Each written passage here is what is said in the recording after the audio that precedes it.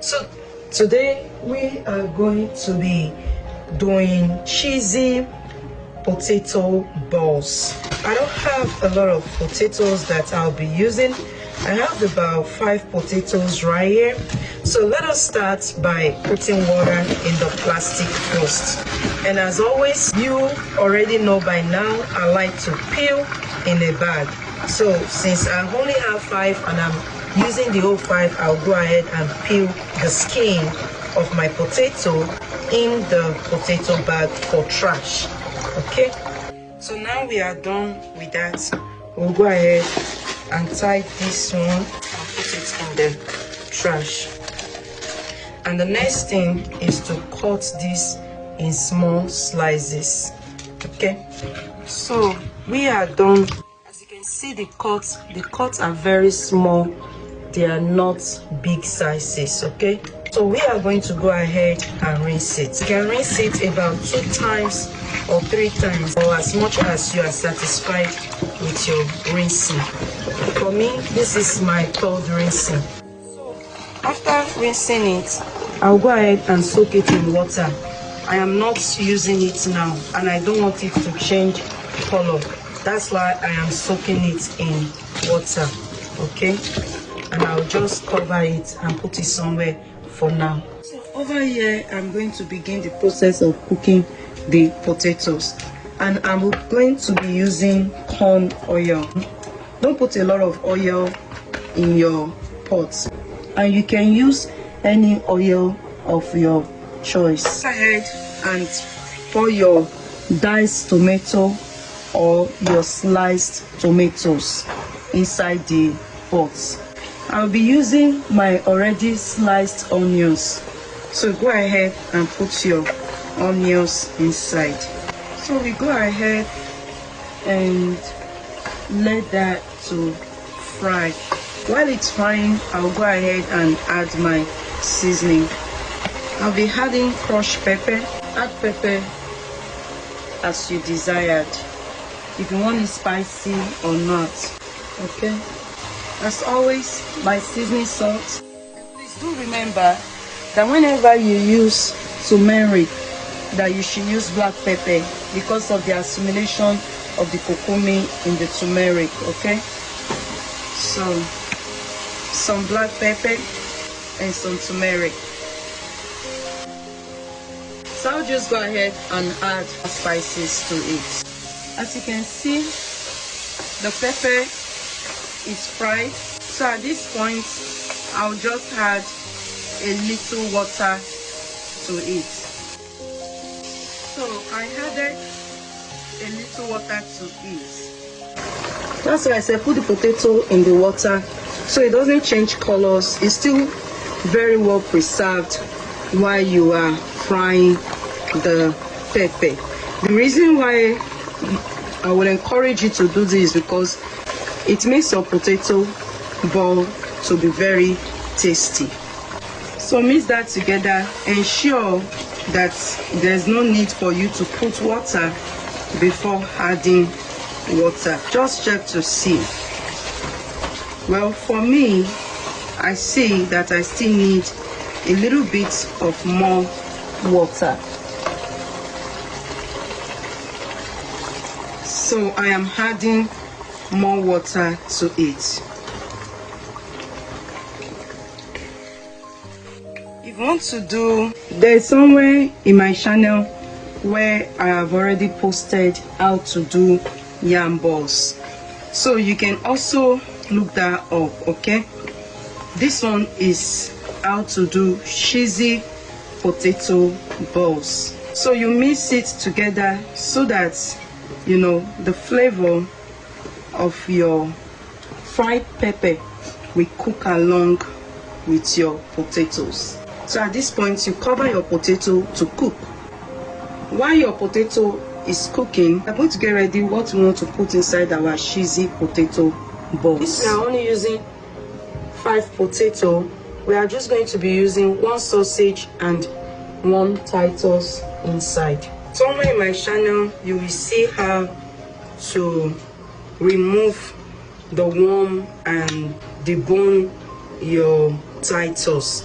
So I'm going to go ahead and clean out my titles, my sardine. Okay, so I'll go ahead and slice my sausage into the sizes that I want.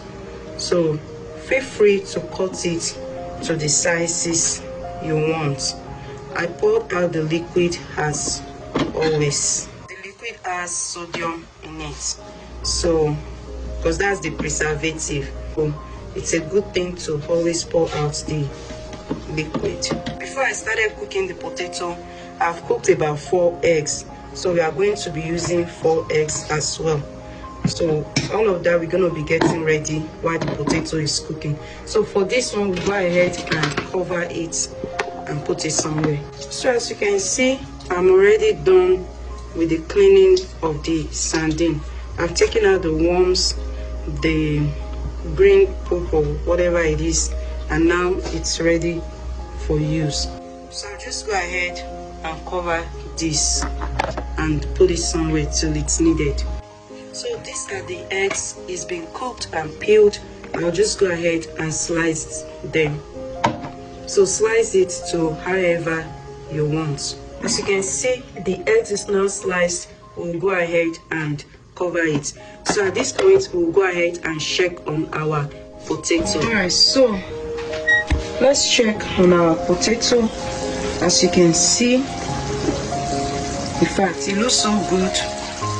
If not that we are doing cheesy potato balls, I'm telling you, it's so good that you can just go ahead, serve to eat. Isn't that looking nice?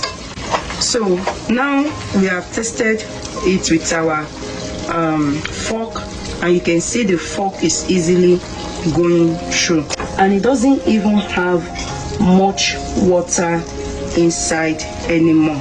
So I'm just going to wait a little bit to allow the water to be dry inside, because I don't need the liquid. As you can see, the sauce is really drying up with it. Just make sure you are, doing this so that it will not burn, because the aim is not for it to burn. Okay, the aim is for it to dry up with the sauce. It's not for it to burn at all. Alright, when you begin to hear the sizzling sound, then that's a sign that it is dry.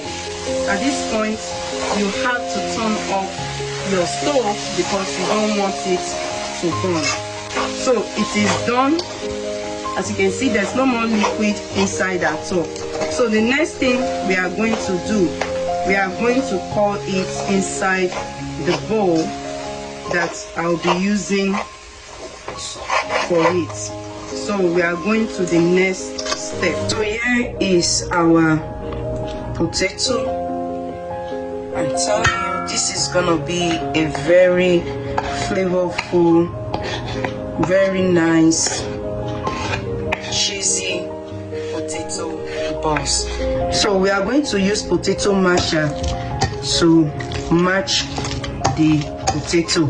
That is why it's very important for you to make sure that it is properly cooked, that it is really soft before you take it off the stove. So we are going to mash it together. I prefer to mash it while it is still hot. If you feel like you want to hold on till it is cold, it's your choice, it's your preference, but I feel like it's best to mash it while it is still hot. I really like this potato masher. I've talked about it in one of my clips in the channel. As you can see, I'm done with that step. So at this point, what I'm going to do, I want to put a little of Italian style breadcrumbs that I have. I want to put a little inside. The reason why I put that a little, it's not like it's really necessary, to be honest with you, but it's just to make it much more firm. So I added more breadcrumbs. Since that's all that is left inside, I decided to use it all. Add some breadcrumbs in it. It will help, or a little bit of flour in it. Okay. At this point, I'm gonna be using some nutritional yeast inside, and I'll go ahead and mash that together as well. I have allergies to yeast. Nutritional yeast is something I will encourage you to look into in your diet. It's a great nutritional value, also good for the eyes. So after mixing that together, the next thing is where our cheese comes in to play. So I'll be using Persimmon cheese at this point, okay, and I'll be adding the cheese generously.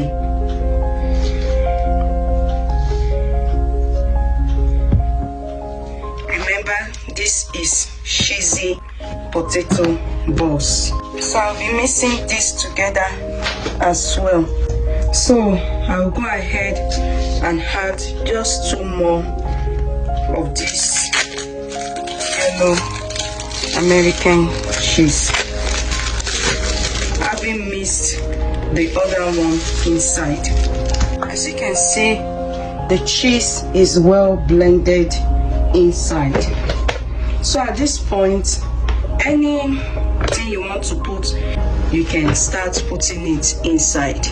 And also, I will go ahead and turn on my deep fryer. So you can turn on your deep fryer so that it will start getting hot.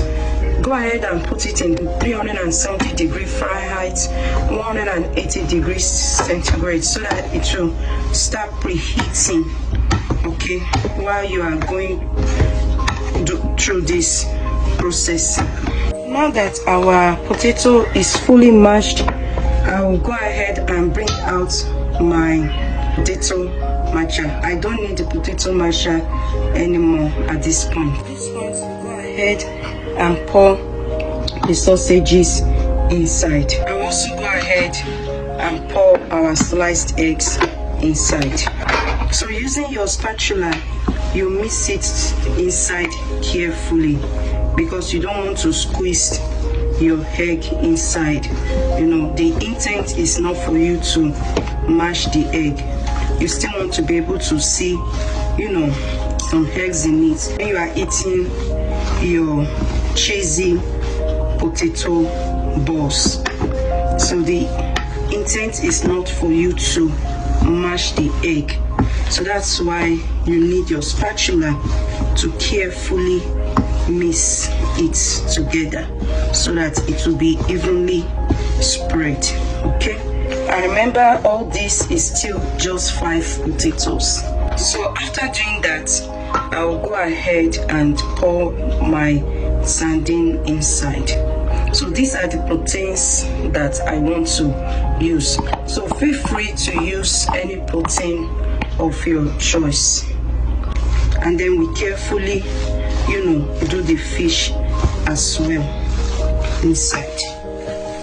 As you can see, I am not mashing the fish. I am just carefully, you know, spreading the fish evenly inside. So at this point, our cheesy potato balls is ready for frying. Now, to fry this, okay, you can either use breadcrumbs or flour. I will be making use of flour. Okay, so go ahead and put some flour in the plate. For this one, I'll be making use of flour. For the yam balls that I did, I actually made use of breadcrumbs. And also, you are going to need about 2 eggs. see, since our cheesy potato balls is already looking good as is, there is no need for you to put any spices in the egg. So just go ahead and beat the eggs. So go ahead and beat our eggs. The oil is ready for frying. Using the ice cream scooper, you can also use your hand, okay? I mean, if that's your preference. But using the ice cream scooper, I'm going to be scooping some in my palm. So just make sure your hands are impeccably clean. Like your hands are, make sure your hands are really clean. I took ahead to take some flour to rub in my palm, okay? And now I'll be taking some of this in my palm and I will be rolling it together. Okay. You know that song that says, roll, roll, roll the boat gently on the sea. Merrily, merrily, merrily, merrily, life is but a dream. This life is but a dream. This life is but a dream. So you just roll it around and then you put it in the egg, okay? That is the essence of the egg. You roll it in the egg and then you bring it to your flour. You put some flour, you roll it in the flour, you put some flour on it, okay? So at this point it is ready for frying. And then you carefully drop it in oil. As you can see, our cheesy potato balls is very well fried. Have a look at that. Isn't that looking really nice? Since I'm bringing it out of oil, the best thing is to put some paper towel in it, you know, something to get the oil. And we carefully bring out our fried cheesy potato balls, our sausage, our fish and our eggs. So that's why I said you should not, you know, mash it together. So when the bottom is fried, just carefully turn your cheesy potato balls around. If you are frying it on the stove or the cooker, it's the same thing as well. Make sure the oil is hot before you drop it, and make sure, you know, you are careful with it. So here is the second set, and the second set is ready as well. So I'm just going to go ahead and put it beside the first set by the side so that it will drain also.